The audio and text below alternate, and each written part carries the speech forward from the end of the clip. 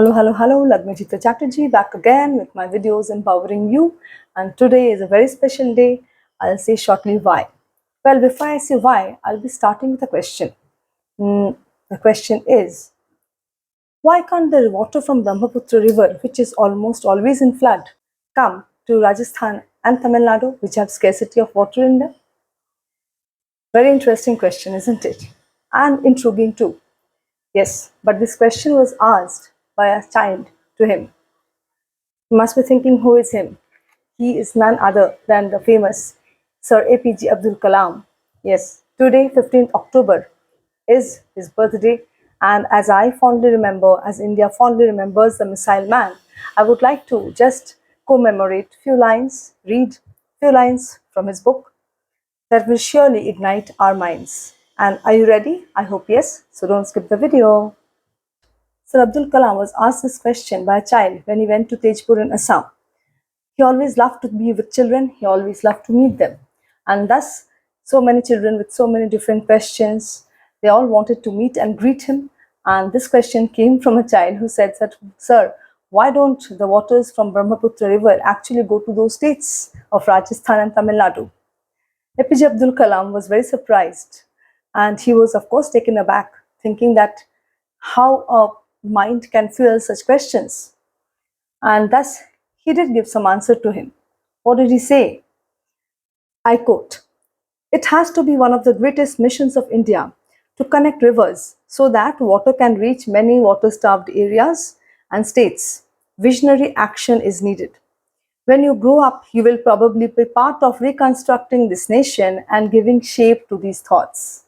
Yes, Dr. Abdul Kalam always loved to be surrounded by children, thronged by them, because he felt that the youth, the children, are the vision of India, are the mission of success, and we have to lead them.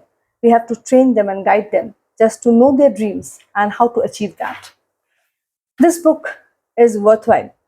As I read and go on reading deep, I am taken aback, I am astounded. I really am finding my own self, inner self, through his questions that he answered to many. I did not meet him in person, but yes, he has been one of my ideals, greatest ideals. Sir APJ Abdul Kalam, before being a president, had been a scientist too. He had great respect for his teachers, and he has written, and in this book, some very interesting quotes, some very interesting events have been quoted here for us to know how and why certain things became. Again, I repeat, don't skip the video, just stay with me. Well, I graduated in science from St. Joseph's College, Tiruchirappalli, 1954. As a young student, I saw Professor T. Tadri Iyengar, a unique, divine-looking personality, walking through the college campus every morning and teaching mathematics to the students of BSc Honours and MSc. One day in 1952, he gave a lecture on ancient mathematicians and astronomers of India. He spoke for nearly 1 hour. The lecture still rings in my ears.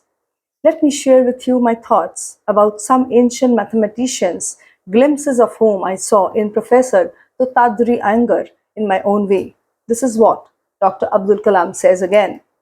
Aryabhatta, born in AD 476 in Kusumpura, now called Patna, was an astronomer and mathematician.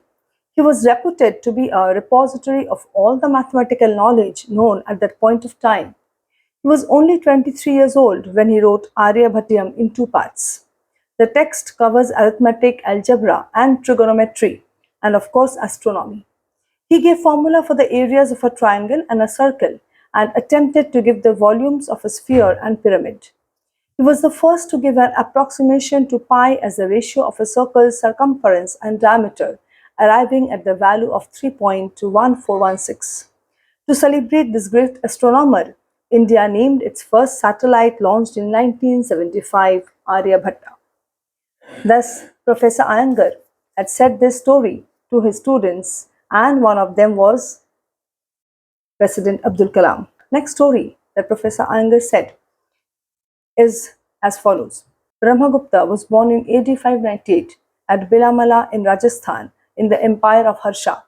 He wrote the Brahma Sputa Siddhanta at the age of 30. He updated works of astronomy He covered progressions and geometry. He also studied and gave what is known as the solution of indeterminate equations of different degrees, as well as solutions to quadratic equations. Bhaskaracharya was another unique intellectual of his time. He was born in AD 1114 at Vijayalbara, located at what is now the border of Karnataka and Maharashtra. He wrote the famous Siddhanta Siromani in 4 chapters. He dealt with astronomy and algebra and is known to be the first recognized mathematician who evolved value to zero from the concept based on Aryabhatta's discovery. To honor him, ISRO's second series of satellites was named Bhaskar 1 and 2 in 1979 and 1981 respectively.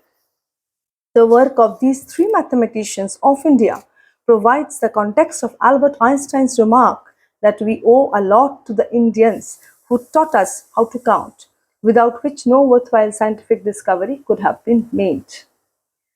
Therefore, if you're a student there, or an employee, again I will say, or a homemaker, or any other person, a college goer, a mathematician, an English student, or a student of art, undoubtedly this book is for all people of all ages. And just keep igniting your mind. You will find the child APJ Abdul Kalam here. You will meet with the president here. You will meet with the student here.